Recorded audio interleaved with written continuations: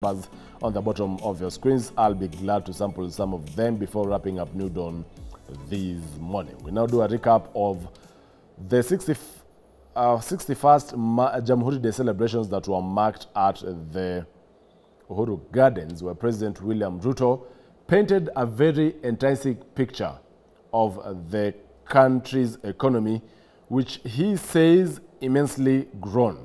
Addressing the nation during the 61st celebrations in Nairobi, Ruto was quick to attribute the turnaround in the country's economic situation to his bottom-up economic transformation agenda. However, as Ian Kitani now reports, the situation remains dire as Kenyans continue to decry the high cost of living.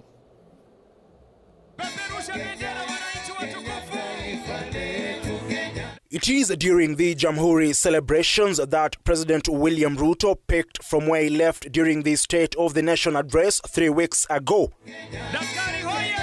The head of state was quick to insist on the inflation rate dropping, a situation that he says has led to the cost of living coming down, attributing the positive turn to the implementation of his bottom-up policies. When we say that the cost of basic commodities has come down, it is a fact.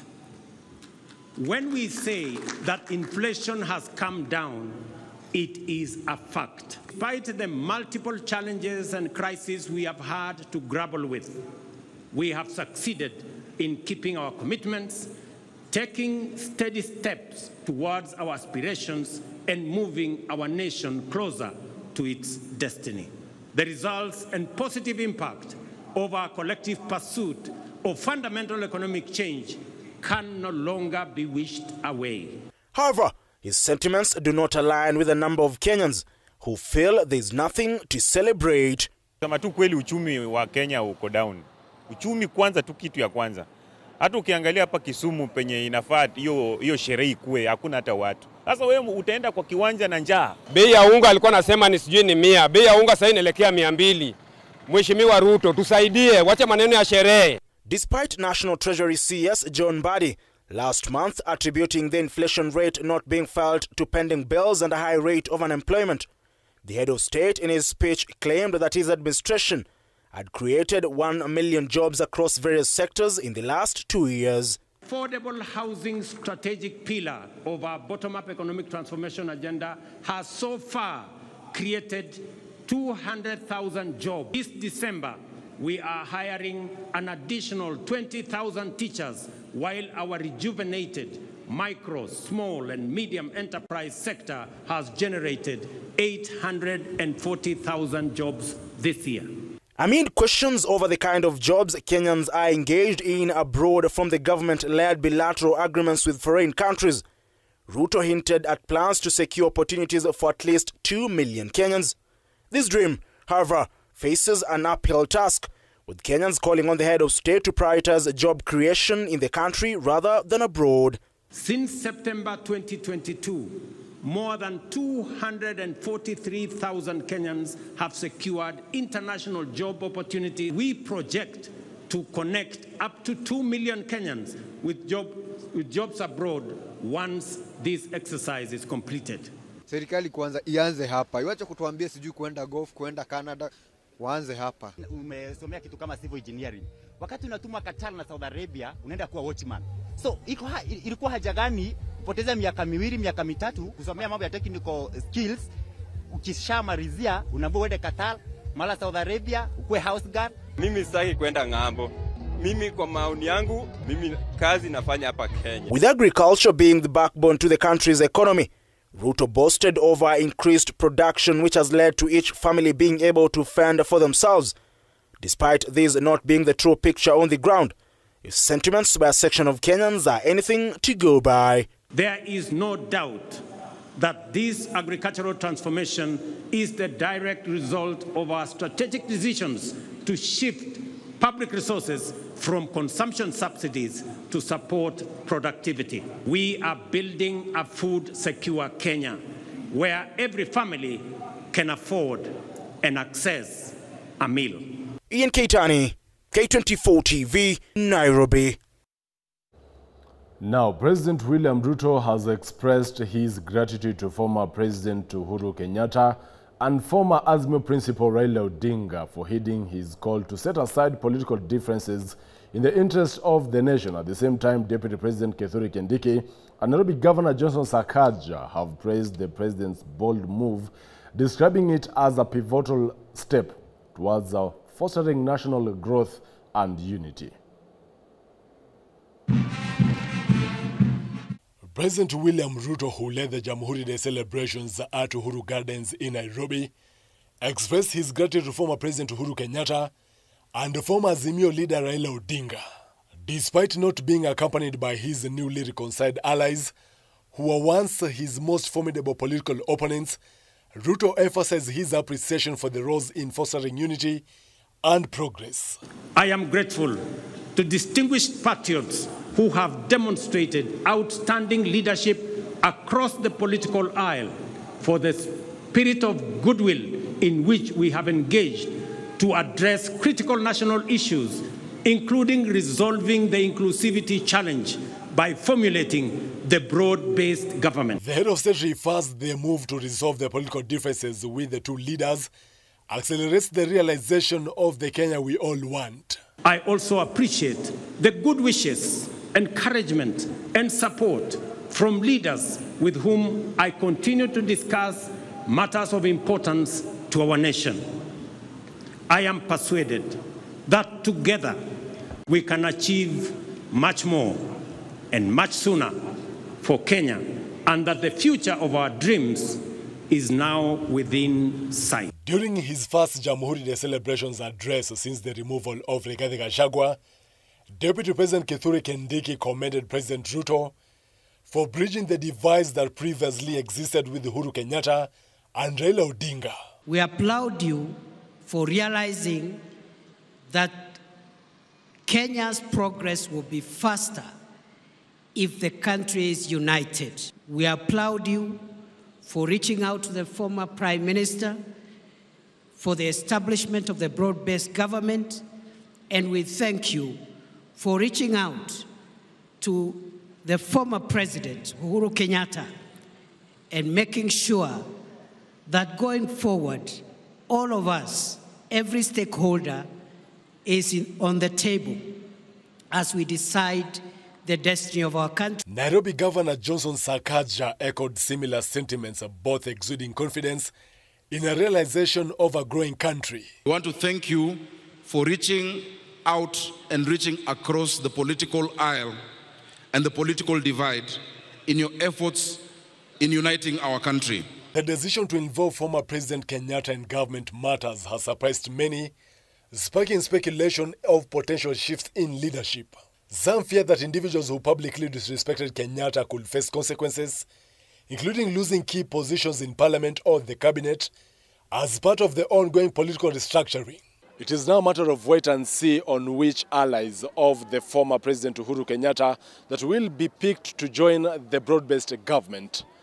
Joel Chacha, K24 TV, Uhuru Gardens, Nairobi. It's great to see myself. I was at the Uhuru Gardens on Thursday during the Jamhuri Day celebrations. Away from that, President William Ruto is now blaming critics for peddling fake news and disinformation packaged as factual information. Ruto wants Kenyans to be cautious of such news, even as he alleges that all is fine within his government. According to the head of state, the cost of living is down and Kenyans are receiving proper health care through Taifa Care. Martin Opio now reports. Days after slamming Kenyans opposing his key agendas, President William Ruto was back again, this time blaming fake news for criticism against his government agenda, allegedly propagated by his critics. Problem with discourse, criticism, and alternative proposals. In fact, I welcome them and listen to feedback in order to learn, improve, and become better. At the same time, I see clearly that a lot of what passes for fact are actually falsehood, and that most opposition is based on inaccurate representations and sometimes outright disinformation. According to Ruto, such criticism remains a threat to the country's freedom and democracy. If we give in to these emerging negative trends, we shall pay with our freedom, democracy, and development. But whereas the president is pointing to fake news as a source of growing discontent, days ago, Sports CS Kipchumba Murkomen faulted the media for criticizing the president by tribe. I find it unfair that many people, especially the church, the media, and our critics, are criticizing President William Ruto, not based on the facts, on the things we are doing, but it's a criticism that is laced with tribalism. I find it unfair that President William Ruto is not being compared with President Uhuru Kenyatta, is not being compared with President Mwai Kibaki, is not even being compared with President Jomo Kenyatta. Because of the disease and mentality of tribalism, every critic of William Ruto is comparing him with Daniel Arap Moi. The Kenya Kwanza government has faced a litany of scathing attacks from various sectors, with the most recent being the hard-hitting statement by the Catholic bishops. President Ruto maintains that he will not relent until he proves the naysayers were wrong. But even so, he attributes fake news to those that are opposing his development projects. Ruto urged Kenyans to engage truthfully and avoid undermining his administration's goal or weakening the nation's collective resolve instead of tolerating lies. At all times, let us endeavor to engage on the basis of truth. Failure to do so will take us down the path of negativity, tear us away from the values we cherish, and turn us into a people estranged from unity, who sabotage development, undermine democracy, and destroy our republic in pursuit of political expediency. The head of state is further cautioning against the use of digital platforms to spread disinformation packaged as factual information. We are at the stage in our social development when digital technologies have immense capacity to amplify disinformation, magnify fake news, and distort facts beyond all recognition. President Ruto reiterates that, contrary to the criticism, all was well in the country and the cost of living has gone down. Farmers are more productive and Kenyans are receiving better health service through Taifa Care. This is despite lamentations from Kenyans who say they have experienced challenges in accessing services under SHA, forcing them to dig deeper into their pockets. We encourage everyone, including our critics, to engage on the basis of facts and the truth. If some of us persist in the culture of reckless negativity, for how long will cynics mobilize Kenyans to deny facts that they can feel, that they can touch, and they can see? What will they say in a few weeks' time when we begin to give keys to new homeowners of our affordable housing units? Ruto likened his situation to that of freedom fighters, whom he says wouldn't have won the war had they succumbed to fake news peddled at the time. Ndege za uchukuzi. Martin Opio, K24 TV, Nairobi. At the same time, President William Ruto has urged parents to ensure their children are registered with the Social Health Insurance Fund when schools reopen in January next year. Speaking during the Jamhuri Day celebrations at Uhuru Gardens, President Ruto encouraged parents to accompany their children to school to facilitate the registration process. He emphasized that every Kenyan child must register with the newly rebranded health insurance, now known as Taifa Care, affirming that the new health reform plans ensure healthcare access to all registered Kenyans without discrimination as part of the universal healthcare agenda. Come January next year, parents across the country are now required to ensure that their children are registered with the Social Health Insurance Fund. This was the appeal by President William Ruto while marking the 61st Jamhuri Day celebrations in Nairobi today, where he urged them to accompany their children when schools reopen next year to facilitate the registration process. Rais wa Jamhuri ya Kenya. The head of state emphasized that every Kenyan child must register with the newly rebranded health insurance, now known as Taifa Care. According to Ruto, The new health cover is designed to ensure that every Kenyan, regardless of their background, has access to affordable health care. Taifa Care ensures healthcare access for all registered citizens without discrimination of whatever kind. The program has accurately determined the cost of healthcare services and products, ring-fenced resources for equipment and facility improvement, and leveraged digital technology to radically enhance the management, coordination, and delivery of healthcare, promoting efficiency, transparency, inclusivity, and sustainability. As part of his push for broader participation, the president highlighted some regions with strong registration numbers. Leading the way in the enrollment are counties including Kirinyaga, Nyeri, Bomet, Embu, and Lamu. However, counties that have witnessed low registration numbers, he says, are Mandera, Turkana, Marsabit, Garissa, and West Pokot. The president lauded the program, citing that no public service project of the scale and ambition has ever been undertaken in the history of the country. Those who have registered often find that many of the issues, concerns, fears, and questions are fully addressed to their satisfaction in the registration process. I therefore encourage every Kenyan to register and enjoy the fundamental constitutional right. This, however, was not the case for some Kenyans. What the government does not have, it's what we refer as a strategic plan. Huwezi ambia tu mtu ajisajili, lakini humpatii mikakati ambayo anafaa kufuata wakati anajisajili. But they don't have people to educate those people, to educate citizens on how to register themselves to the social health authority. Unaona hii mambo ya hospitali na education, mpande ya shule. Juu watoto wengi wako mtaa, watoto wengi waende shule, wazazi wao wana pesa. In total, President Ruto noted that approximately 5.6 million Kenyans have successfully transitioned from the National Health Insurance Fund to the new system. Additionally, 11 million Kenyans are now registered under the Taifa Care program. God bless our great country, Kenya. Gertrude Burgay, K24, Nairobi. Still on the same breath of Jamhuri Day celebrations, President Ruto presided over the consecration, presentation and trooping of the colors by the Wajir Air Base. The military event took place during the Jamhuri Day celebrations led by President William Ruto at the Uhuru Gardens. David Kagina narrates the colorful event and what awaits the military air base in Wajir.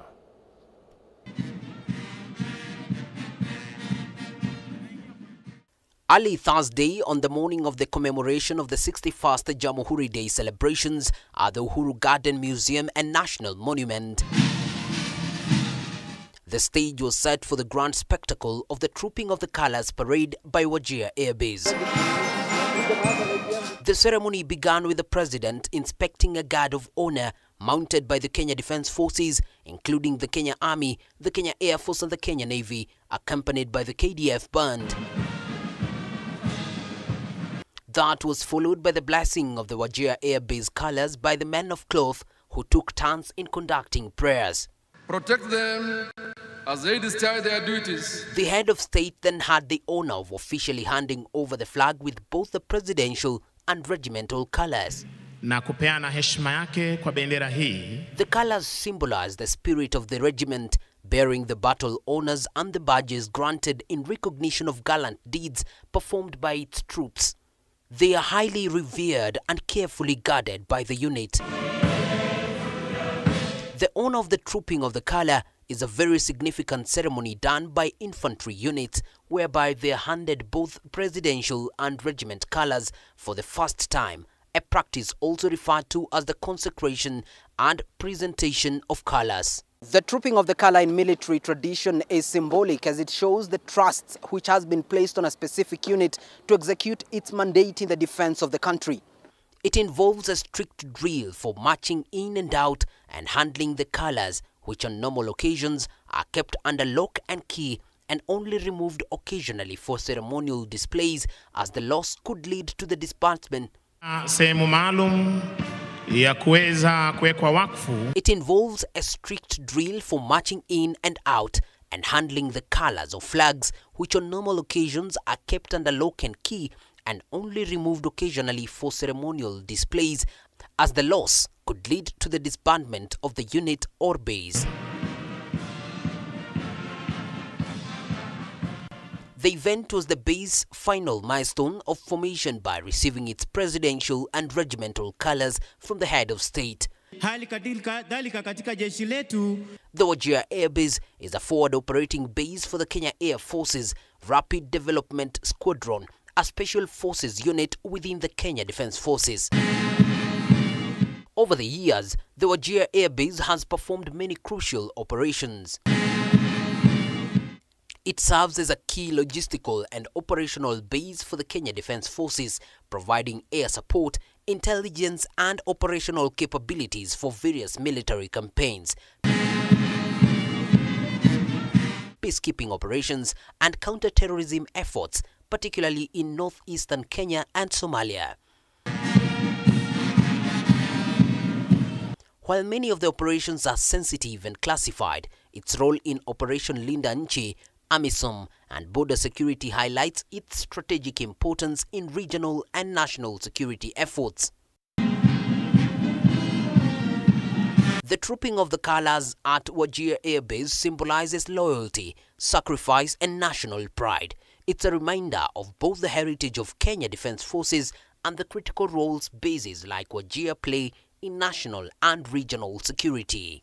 For K24 from Uhuru Gardens, I'm David Kagina.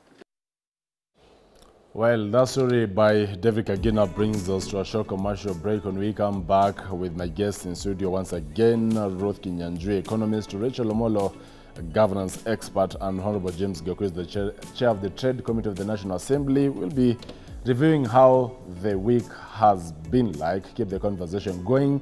Our social media platforms at K24 TV at Joel Chacha, as well as SMS and WhatsApp numbers on the bottom of your screen. We'll be right back. Stay tuned.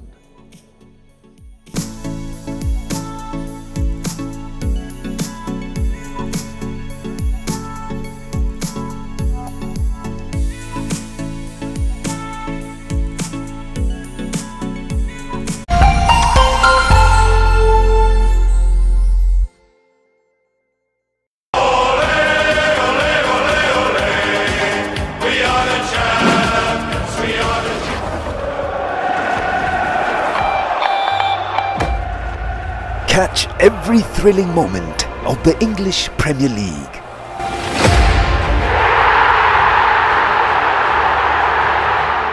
The German FA Cup. Harry Kane! Harry Kane scores! How many times have you had that? La Liga.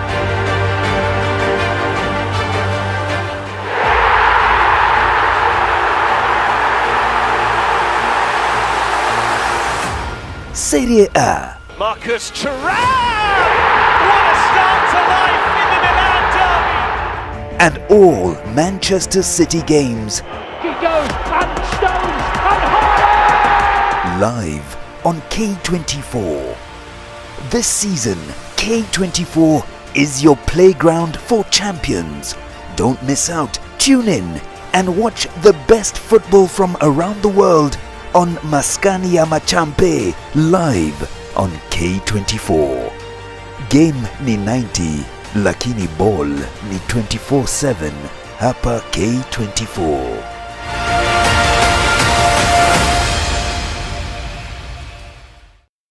Are you a church and seeking to reach an even bigger congregation? K24 TV and Kameme TV are offering you an opportunity to grow your gospel and expand the territories of your church fellowship. Book your slot today. Call Fred on 0722 475102. 0722 475102.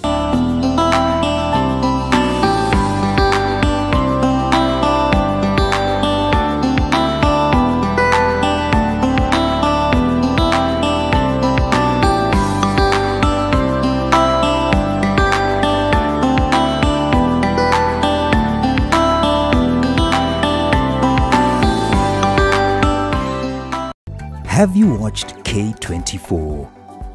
We would love to hear from you. Send us your feedback on what you like and what you don't like and why.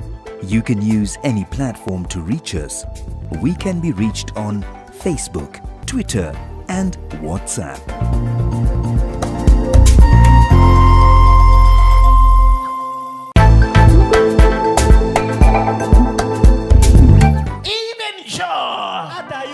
He overcome the lines the devil had put for him. He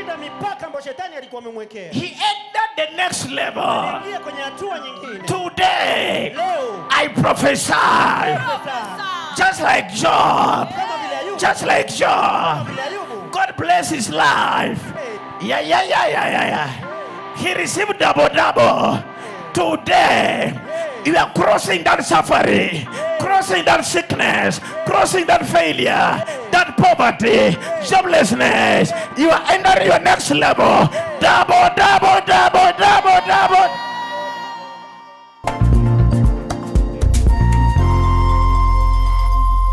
Karibuni.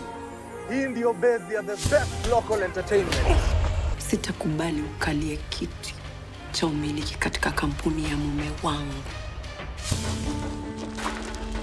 Tell me where my money is, and I'll make this quick and painless.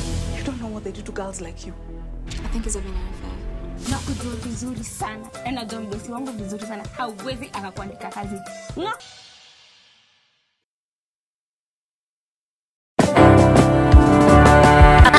I will love you without condition. This 14th December 2024, the sensational reggae star Etana will be performing live at the Embassy Bistro, Thika Road. Malaika. Flash tickets are now available at ticketyetu.com. Regular tickets are going for 1,500. VIP tickets are going for 3,000, and 5,000 Kenyan shillings for VVIP. Ingia ticket yetu na ushike tiko yako leo. Come and have some good vibes. I'm not the sort of person who falls in and quickly out of love. But to you, I give my affection right from the start.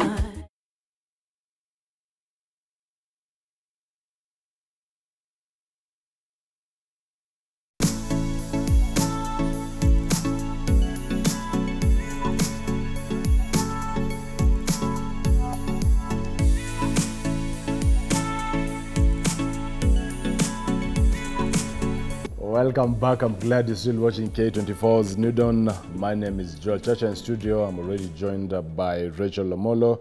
She is our governance expert. Thank you so much for getting time this morning to be with us here in studio.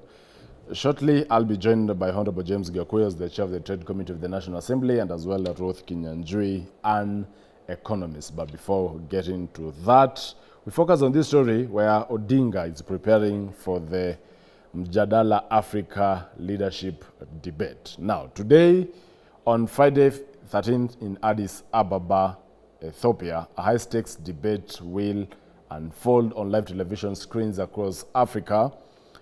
The Africa Leadership Debate, also known as Mjadala Africa Leadership Debate, pitting Kenya's candidate Raila Odinga for the African Union chairperson seat against two formidable rivals. Alan Owino tells us more.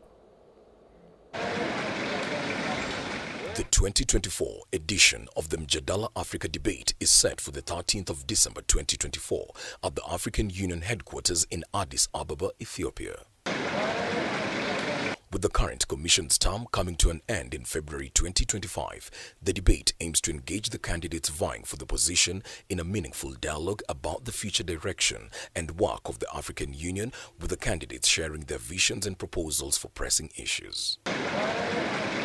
The Mjadala Africa Debate represents an important moment for democratic engagement in Africa, given that the mandate of the current leadership of the AU Commission under the outgoing chairperson Musa Faki is soon coming to an end. The upcoming elections for the new chairperson of the AUC is expected to take place in February 2025 during the next annual summit of the heads of state and government of the AU. This year's debate will feature three candidates: former Premier Raila Odinga representing Kenya, Mahmoud Ali Yusuf, Djibouti's Foreign Affairs Minister, and Richard Randiamandataro, former Madagascar Foreign Affairs Minister.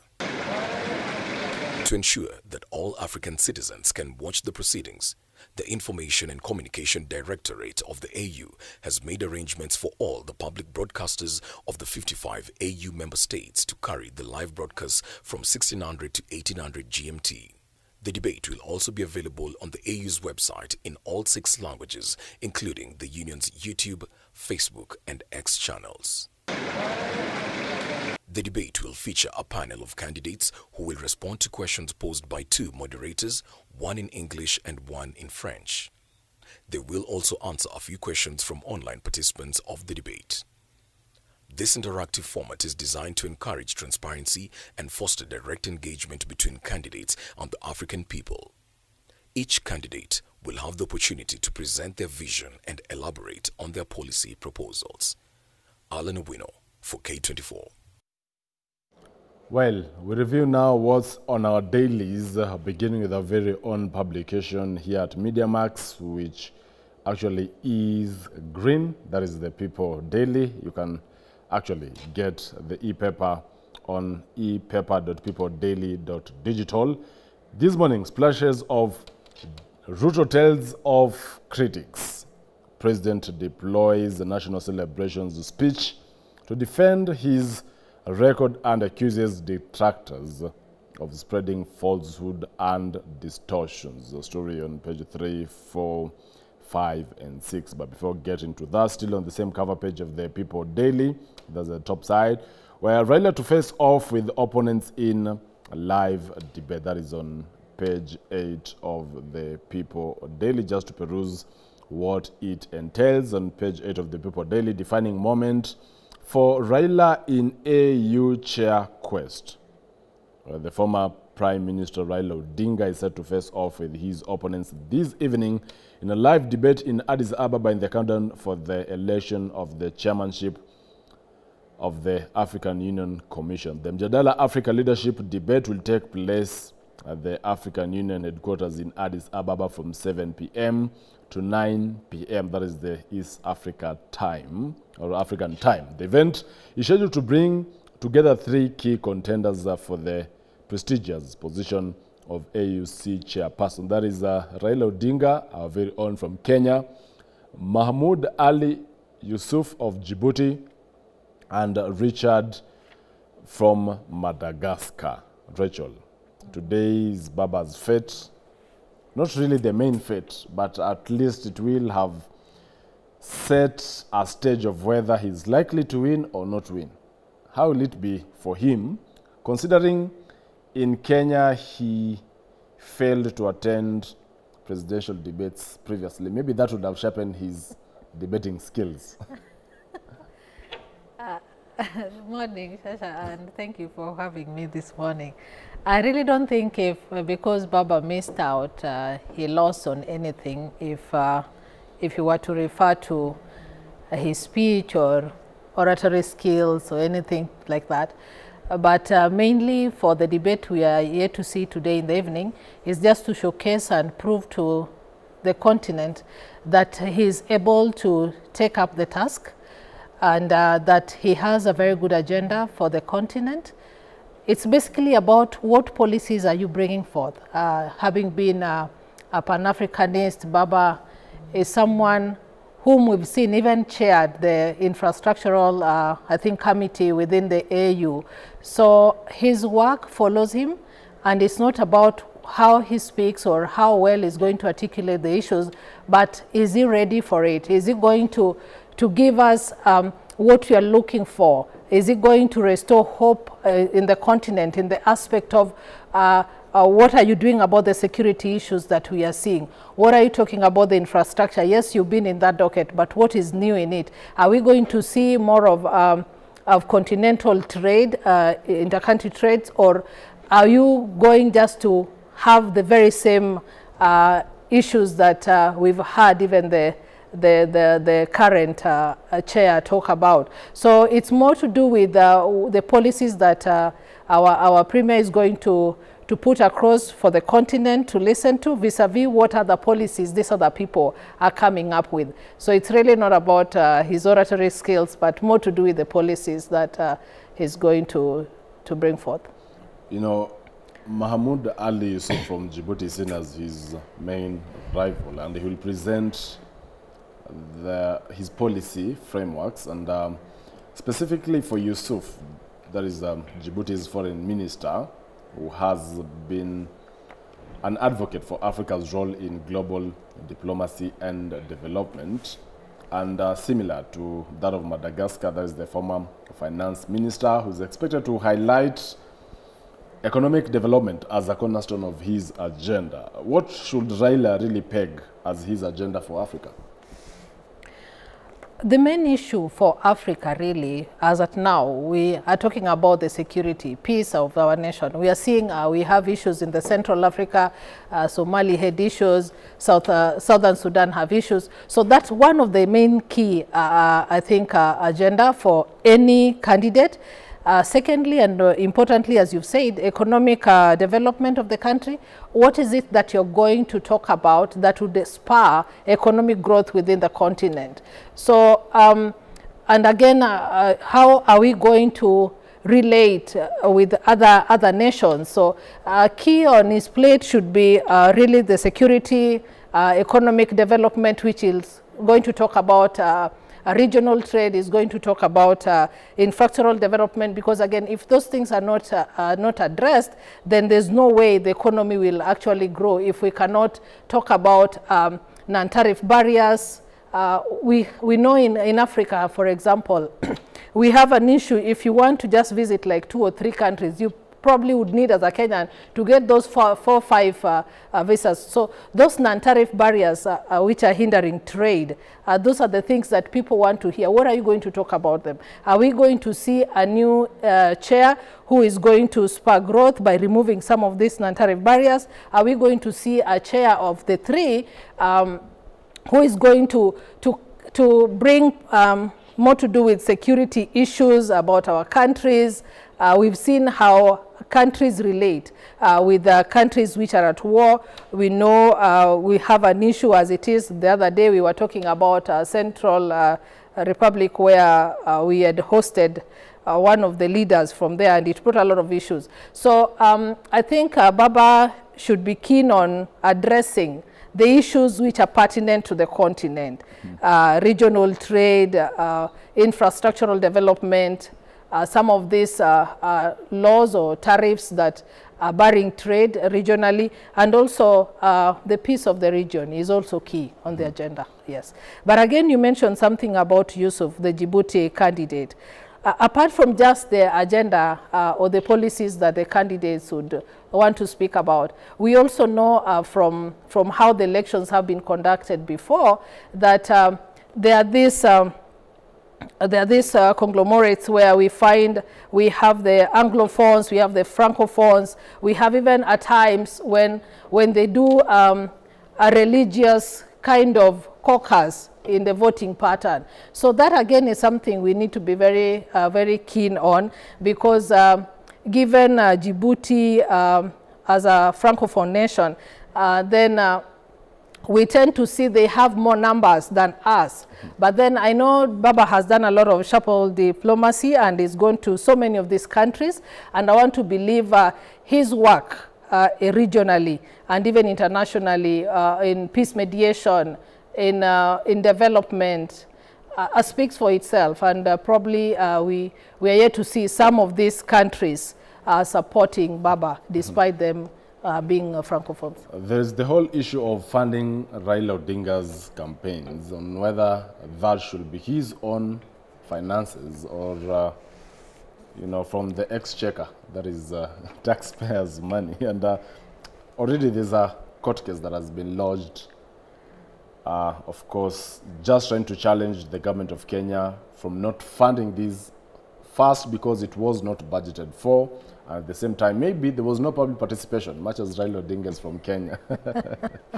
What do you make of the whole issue of funding Odinga's budget? Is it time also that, yes, we are going for this top AU position, but the transparency in how much is being spent and on what, is it a key thing that the government should disclose? Absolutely. I mean, in the aspect of good governance, inclusion is very important. So when people talk about public participation, again, there's a threshold to everything. We cannot be doing public participation whether a country should front a candidate or otherwise. So I think that one we're also pushing the envelope too far. And whether Baba should be funded by the government or otherwise, Baba's candidature is not an individual thing. As much as this, our candidate is an individual, but this is a country's project. We saw this before with Madam Amina, when she also, I think she tried to be the chair. She also vied a while back. And we saw the then President Uhuru Kenyatta supporting that bid, and there were no applause from the citizens on whether the government is supporting her bid or not. But this generally is not an individual thing. Remember, one of the key things is the country must front you as a candidate. So if the country fronts you, then you become a country's candidate, and any other obligation, be it financial or otherwise, I want to believe then the country should take up that. So I think the government, one, is it important for them to let the nation know how much is it going to take us to do this thing. And I think a while back, the PS for Foreign Affairs, Dr. Sang'oei, I think he mentioned some 5 billion or something, that it was going to cost a tune of that much for them to try and secure Baba's bid for this particular position.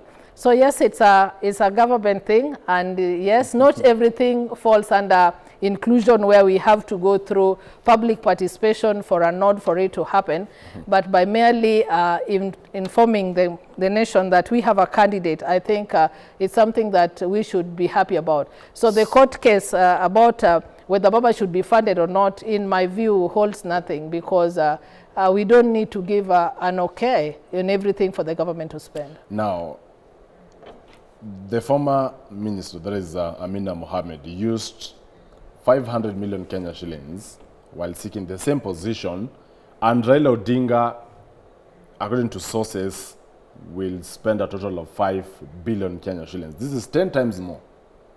Is it not extravagant? And I think also looking at when Amina was vying to date, so much has happened. We also never saw Amina going out doing a lot of shuffle diplomacy as Baba has. So I think also the cost element, it's attributed to how many trips you want to make, how many people do you want to engage with, just to ensure that at least you have the threshold to say I can push through with this candidate. So as a nation, I don't think the cost really should be an issue when you consider with what Amina spent. Also remember, during Amina's time, we never saw this whole hulabaloo about this African Union. It is Baba now giving it actually a face. That is the reality. Baba is giving it a face. It was not as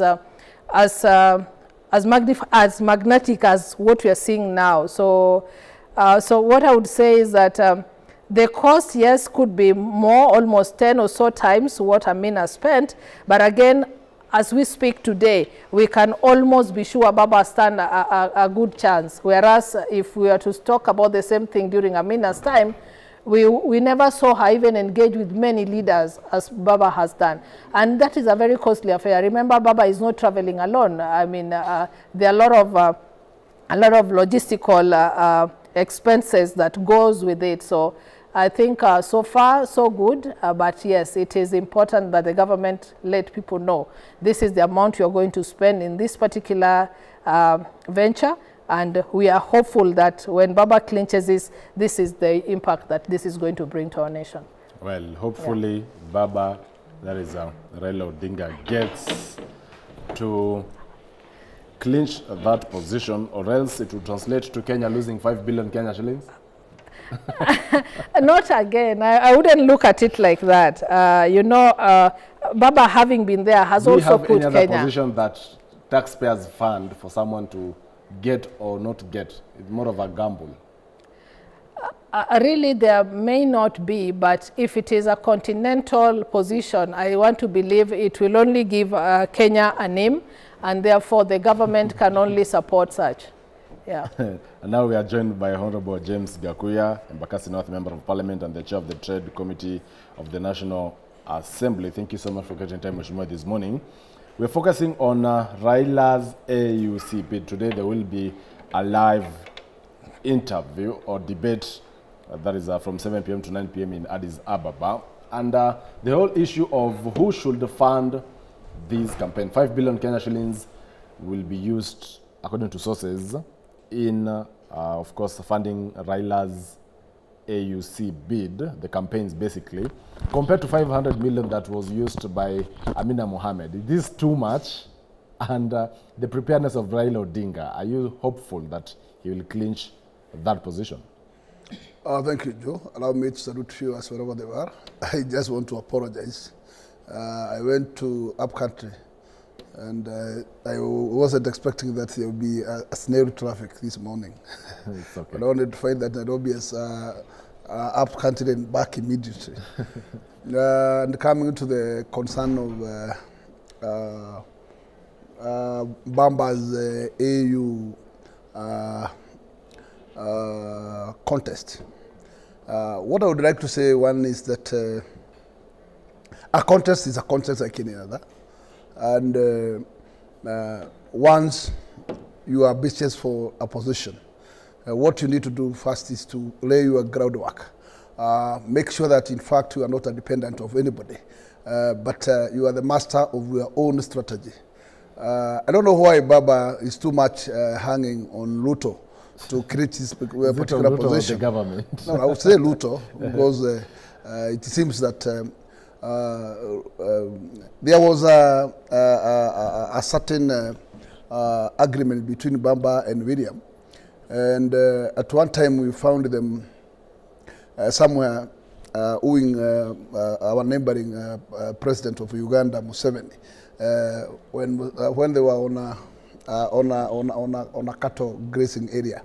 Let me say, AU position is not a very easy position, and going by the popularity of former Prime Minister Odinga, I believe in Western country he has a grip, and therefore he may rely with it. But also I am not ruling out his support within the East Africa community, though we need also to note that even within our African community, we have Tanzania, which is under SADC, and also we have Burundi, Rwanda, and Zaire, which is also under what we call France. And it is very tricky if this vote is going to be casted by second ballot. If it is by a show of word, I could assure that, in fact, we will get all the East Africa community votes.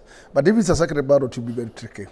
And this will tell you, some of the president may be promising him. But in fact, when it comes to the real voting, you may find a different reality that particular day. Even as we take a break, 5 billion on these campaign. That is extraordinary. That is too much, and too much that, in fact, it's almost have a cost of our general election, and therefore that is too much to spend. If you spend about 5 billion, and then that taxpayer money, I believe that this was not I don't think this particular position is anywhere concerning to taxpayer.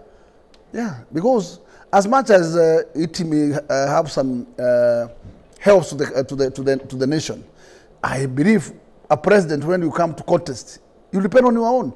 When you contest for a member for parliament, you depend on your own. When you want to go for senator, you look for your own resources. Was this budgeted? It should not anyhow be a taxpayer cost. So Raila Odinga should fund his own campaign. Of course, and if William Ruto is really willing to support him, he must use his resources, not the taxpayers' money. Well, at this junction, we take a short commercial Let me just say break. this before. Yeah, I don't think if you are to compare a presidential campaign with a continental, no, then you are telling me what MCAs can uses during campaign is what the president should use. I mean, this is a continental campaign. It's not a Kenyan campaign. Neither is it an East African campaign. So if we use that reasoning, then I think that's believe even in America, nobody spends taxpayers' money. Go source your money, and you're looking for a whole continent campaign. So a campaign is a campaign. Raila should depend on his party, mobilize resources, not taxpayers' money at all. Well, we take a short commercial break at this juncture. Keep your feedback streaming in our social media platforms at K24 TV, Joel Chacha Azola, SMS and WhatsApp numbers at the bottom of your screens. Should Raila Odinga fund his own campaign and not the taxpayers' money? 5 billion compared to 500 million by Amina Mohammed. We'll be right back with the conversation of the week in review. Stay tuned.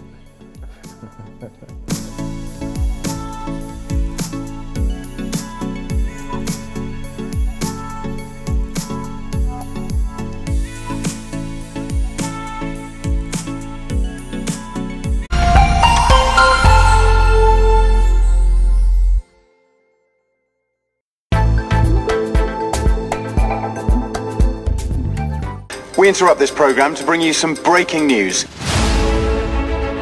Meet the team of undercover teenage spies working for a fictional version of the secret intelligence agency known as the MI9.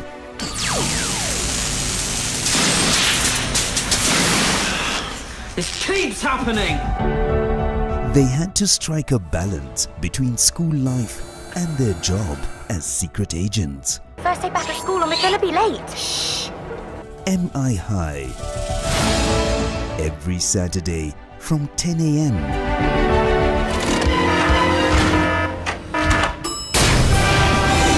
Only on K24.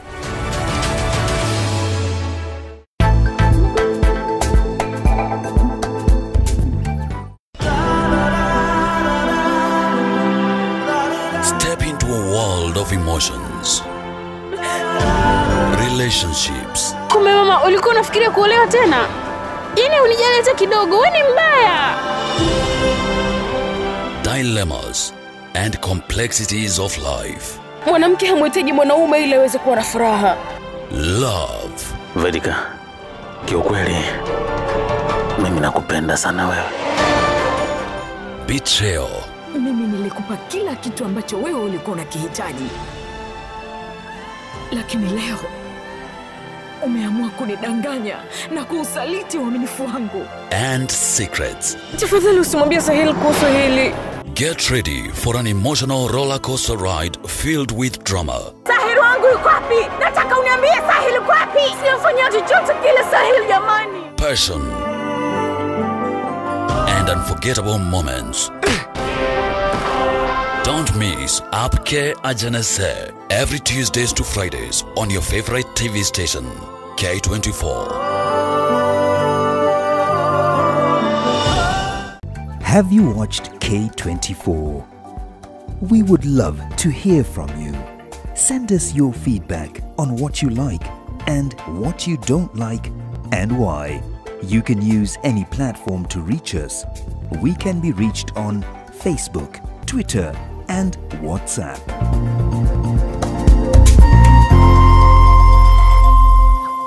Karibuni. Hii ndio base ya the best local entertainment. Sitakubali ukalie kiti cha umiliki katika kampuni ya mume wangu. Tell me where my money is, and I'll make this quick and painless. You don't know what they do to girls like you. I think it's a very unfair.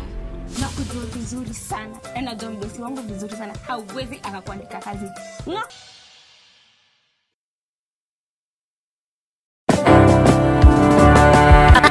I will love you without condition. This 14th December 2024, the sensational reggae star Etana will be performing live at the Embassy Bistro, Thika Road.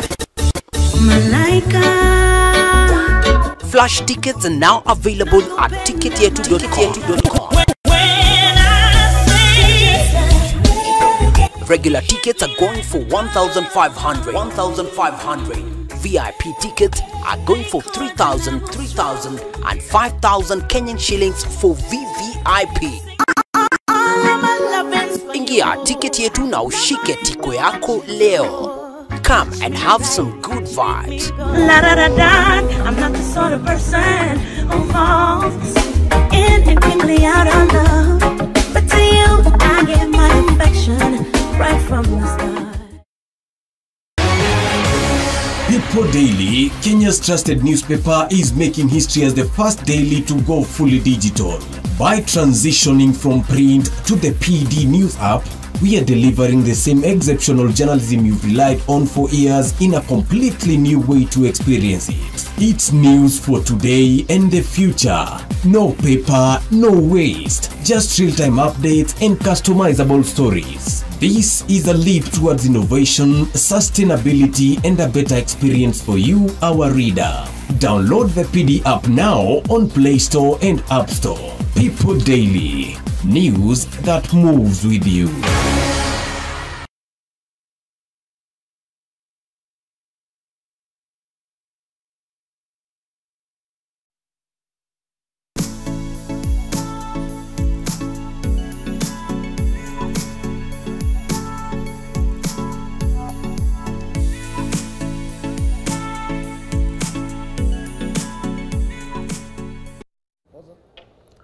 Good morning. This is K24's New Dawn. My name is Joel Chacha. Today we focus on reviewing the events of the week. Chief among them is President William Ruto reaching out to the former President Uhuru Kenyatta.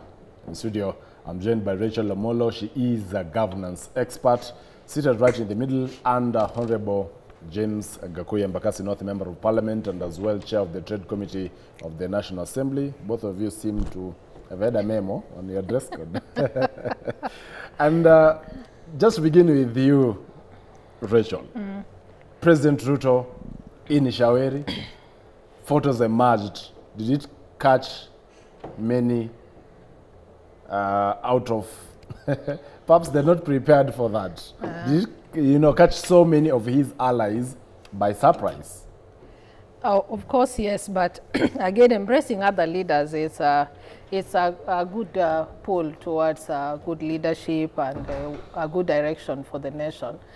I just don't know the intention of the president not wanting to let even the public know he's going there. Maybe it sends a message that he still feels a bit unwelcomed in the mountain region. But generally, I think it's a good thing for leaders to come together and speak and say things in one direction. We've seen the president reach out even to the former premier Raila Odinga. We've seen now we have the broad-based government, which is a good thing. But again, if you look at it broadly, that in as much as we want peace, we want to show the world that we have a good relation within ourselves or amongst ourselves, then I want to believe this also weakens the opposition. Remember, the people that the president keeps reaching out to are the opposition. So it keeps weakening the opposition, and yet opposition is very key in governance. If you don't have someone who gives you checks and balances on what you're doing, then you just do things the way you want to do them. And that is one of the things that we have seen, and even part of the reason as to why we had the violence that we saw during, I think that was June, July, with the agencies and actually the country at large. So it's a good thing that they're pulling towards one direction, but given that he keeps reaching out to opposition leaders, we are yet possibly to see him also reaching to Kalonzo Musyoka, then it's completely weakening the opposition, and then he'll have his way as it may. But it's a good show for the nation that, yes, we put our politics aside, and I hope the citizens are watching. That let us not, as Mandago, I think, is the one who said, let us not put politics into our our hearts too much, because the people you're fighting for, ultimately, tomorrow you see them dying together. So let us not hold it that the president shouldn't reach out to any leader. It is good for them to to talk about the country, get to understand where we're going wrong, what is your perspective on what is going on, and where can we correct if there are. Such engagements are welcomed. But if it is endeared towards weakening opposition, then that is not really what I would like to see. For lack of a better term, is this not double speak? Because he had an issue when the former president, then of course serving as the president, Uhuru Kenyatta, reached out to Azimio principal Raila Odinga. This time round, he's also following the same footsteps. You know, if you look at President Ruto and his leadership style, I think it needs to be learned because, one, everything that he spoke against, everything to the last letter is the exact thing that he's practicing. Everything that he felt this is wrong, let's tax with the high taxation on fuel. The moment he got in, he raised the tax. He spoke about independence of the judiciary. What are we seeing? Even the CJ spoke about it the other day. So he could be a master of doublespeak. A doublespeak. Clear. What about James Gakuya? It's unfortunate though. In efforts to coat the mountain, President Ruto seems to already have taken the mountain back. The kingpin is already on board. Joe, who is the kingpin of Mount Kenya? I think you are yet to learn how this community... Who's the kingpin of Mount Kenya? It's Uhuru Kenyatta. On which ground? If he was a kingpin, how wasn't he able to deliver Raila Odinga presidential votes? Then Kindiki was endorsed by over 48 MPs. Do they really have any grip with the people? So are you arguing that Gachagua is the kingpin of the mountain, and despite President Ruto reaching out to Uhuru Kenyatta, that does not shift the ground? This Jew, take it to the bank. Until when Gachagua will not be on service, as much will be on service, there is no element of Uhuru back. Uhuru is a retired officer.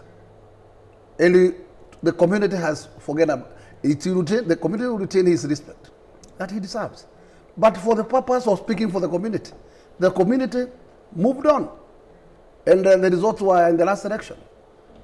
You realize that, in fact, in Mulima, Gachagua delivered 87% of the whole votes casted. Uhuru and his whole team, being the sitting head of state then, he was only able to manage 13%.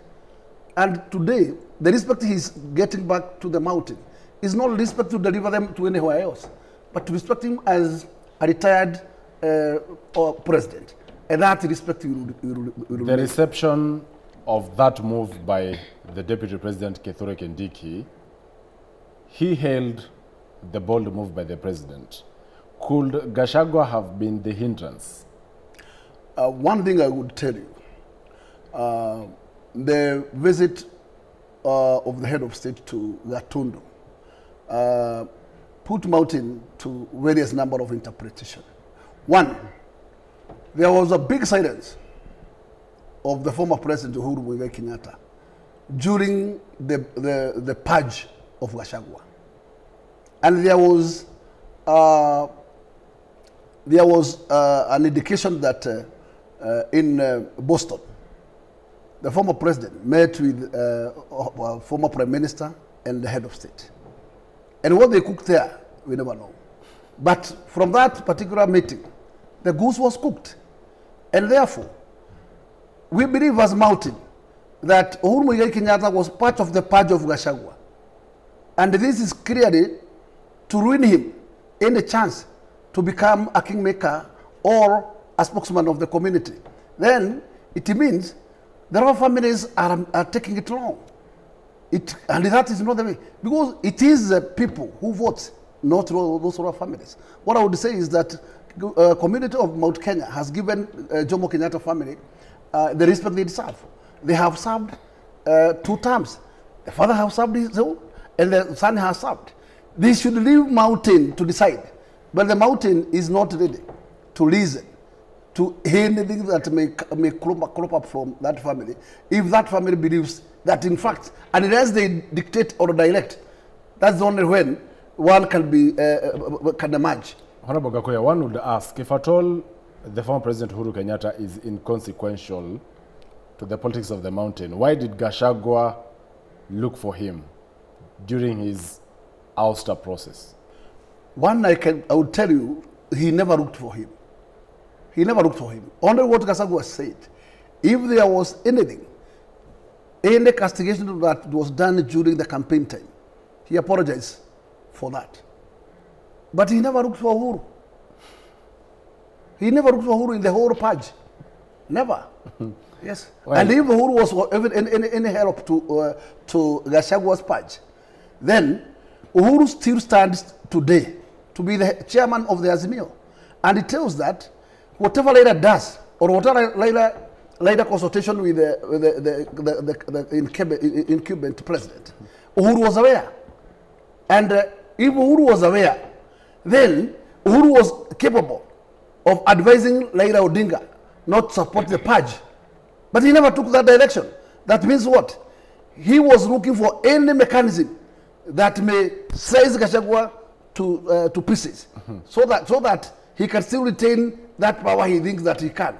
But I can tell you, this community is not led by, they are not fools. They are always ahead of everybody. Rachel, the political projection, even as we get towards 2027, President Ruto seems to have banked the former President Uhuru Kenyatta, Raila Odinga, and he's keen to reach out to the youthful population. It's speculated that for the PS roles that are likely to be announced early next year, the Gen Zs will be awarded. The other day, one of the Gen Zs, that is Morara Kebaso, alleged that the likes of Kasmuel Makuri will get PS positions. How do you look at the political future of this country? Just before I address that, allow me to say this. You know, in as much as the president is trying to reach out to these leaders, the issues that are pertinent to the locals will remain as such. And I think Kenyans are more woke than before, and the way they now look at leadership, the way they now look at governance is totally different from how we voted in 2022. It is more issue-based. It's how have you dealt with us? How have you handled our issues? Yesterday, I think, was a wake-up call to the president.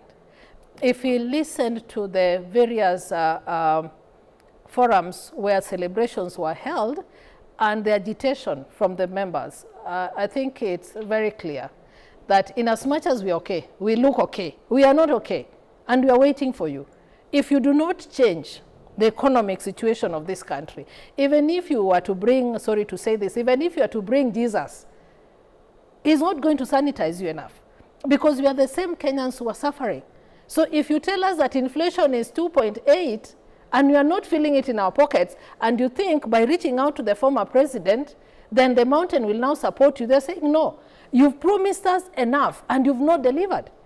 You promise us you are going to have a health system that anyone can go to the hospital and get medication or get treated and go back home at no cost. That is not happening. We saw what happened with the education sector just before the students started rioting and protesting all over because of non-payment of school fees. Now we are seeing what is happening with the health sector. I think the doctors have again threatened to do what? To go on strike. Then who is going to attend to Kenyans? These are social issues that are very key to the welfare of any society. So if he does not deal with these issues, then in as much as he reaches out to all the leaders, I saw something the other day, they're saying the same vehicle that is going to take you back home took Uhuru home and is probably going to took Baba home as well. So if you're not very careful on how you handle these issues, reaching out to leaders, and this I'm speaking to the president, is not going to help. So in my view, I think it's about his handlers and advisors to tell him the truth. The ground is not the same. It's not the same at all. Yesterday, the president attributed the growth of this country to having been accelerated by the fact that he's reaching out to the leaders on the other side of the political divide. That, of course, includes Uhuru Kenyatta and Raila Odinga. And you know, affirming or being optimistic that this unity of purpose will help Kenya realize its goals soonest. Is it the case? Do you want to tell us, William, and his experience, right back from the former retired President Moi, Kibaki, 2 terms serving as a deputy president of this country. Do you want to tell us that, in fact, he's not experienced enough? I am not against his consultation to those former presidents. But I can tell you, the new rearrangements he's making are totally zero value. And he will earn 0 out of them. What William should be concentrating is making sure that the promises he promised Kenyans are delivered. And that's the only way he will relate to the voter. But he seems to be working towards that. Already promising 2 million jobs abroad for Kenyans, over 1 million jobs for the affordable housing project. Is that not working towards realizing his own agendas? Joe, I think you also live in this country because you don't, I am sure that you don't live in the universe. And you are a witness that this country has taken that stride. And I'm not against exporting skills. But is that your main agenda? Because I believe that, in fact, the state's main agenda is to create jobs locally. You are exporting people to those countries who have managed the economy well. Get back, know where we are going wrong. Make sure that, in fact, what is killing our industries is being resolved. Industries can retain and give more jobs. Expand industrialization. Make sure that you support agriculture.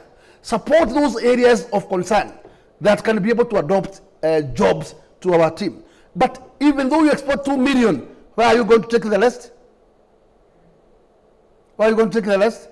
Housing project. How many constituencies will benefit out of 290 with that project? Tell me.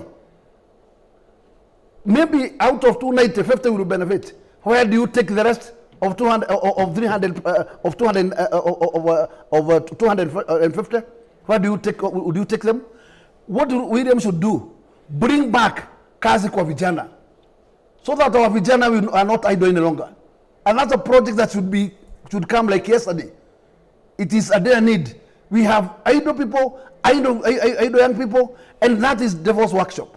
Make sure this, even though they are earning 500, it is important rather than earning 0, because we cannot survive with housing.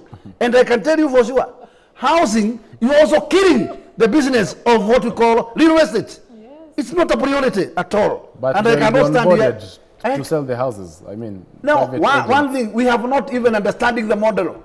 The model we are paying through our taxes, and we are not seeing where the taxes are going. You, after the construction of this housing, you are selling them. But you are a member of parliament. You supported the bill. It came to the house. But in fact, the model, I am asking the model, because the model is you raise this fund, then you bring an investor, pay him, he construct. But today we are using a different model. The investor is coming, he's given a portion, he built his own houses and sells.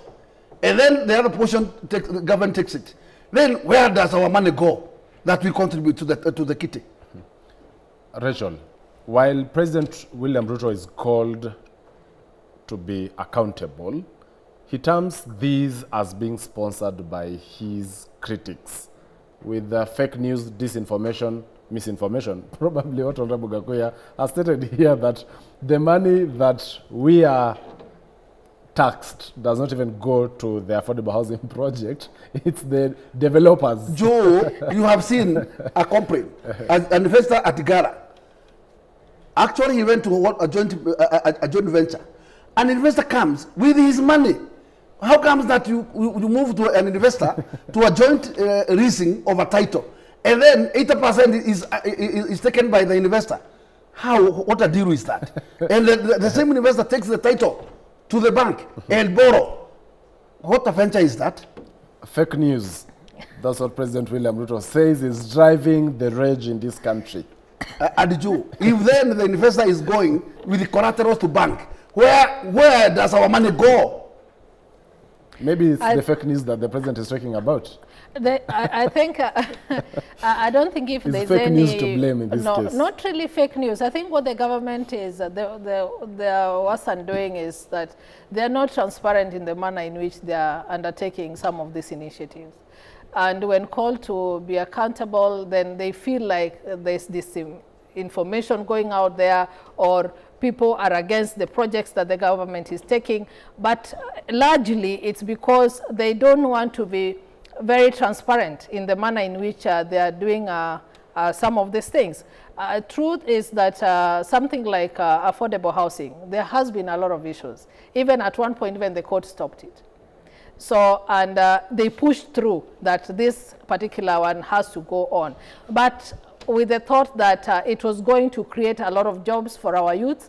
But I keep asking myself just one simple question. Then after the housing project is over, then where will the youth be? Just that simple. Because yes, housing is one goal. It's just for a particular So the president is also trying to offer through so again, if you continuously... Jitume program and the Ajira programs. Which is this Ajira ICT program? hubs in all constituencies. But you see again... What size of population? Just tell us.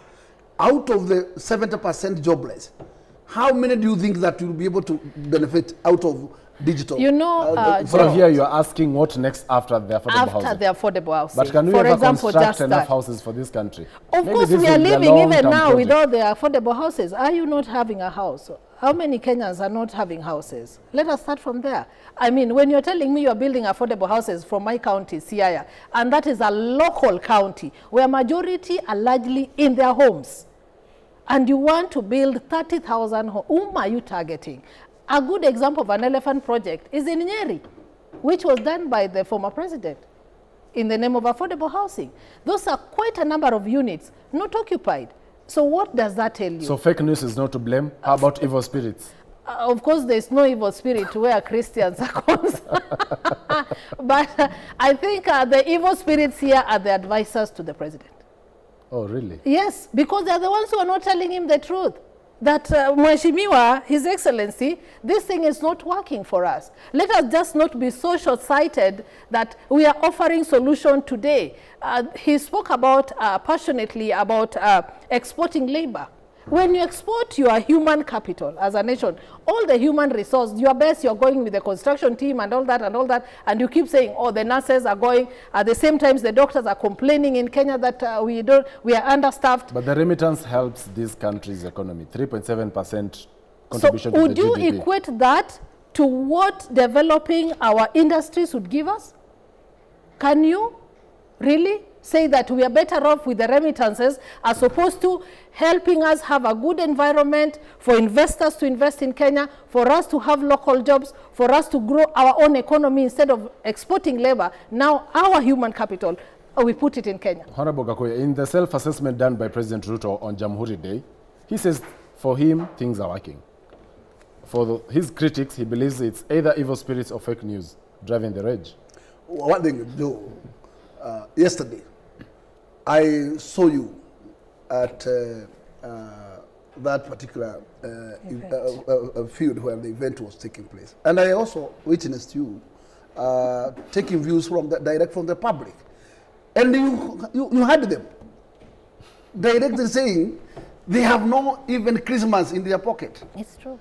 How can you tell us the economy is going when our pockets are empty? It's a reflection, 2.8% inflation rate, a 17-year low. Is that not a good achievement? No. The realities are realities.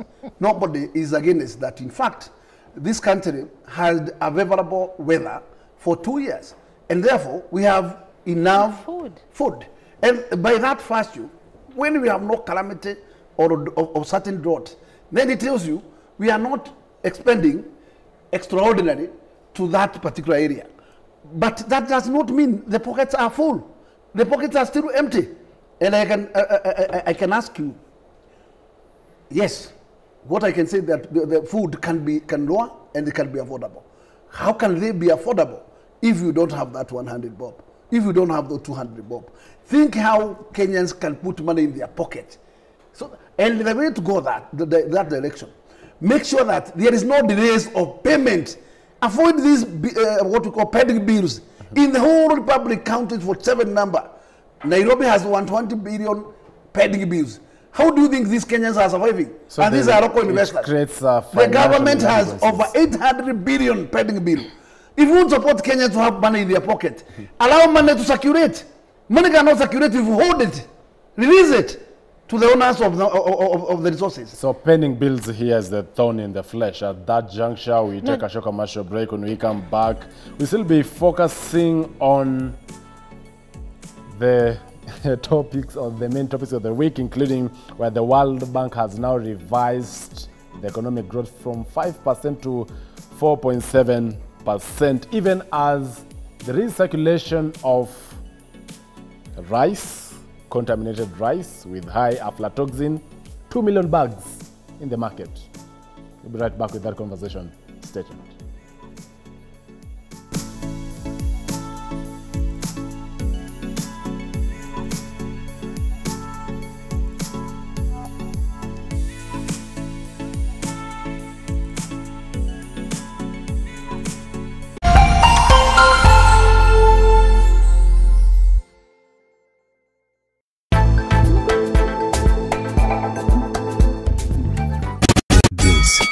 The biggest reggae and rhythm show ever on Kenyan television.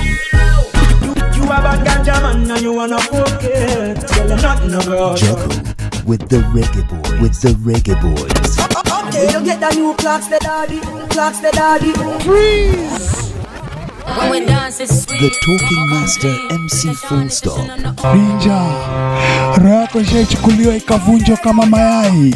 The juggling master, tall DJ Smash and the Wickers.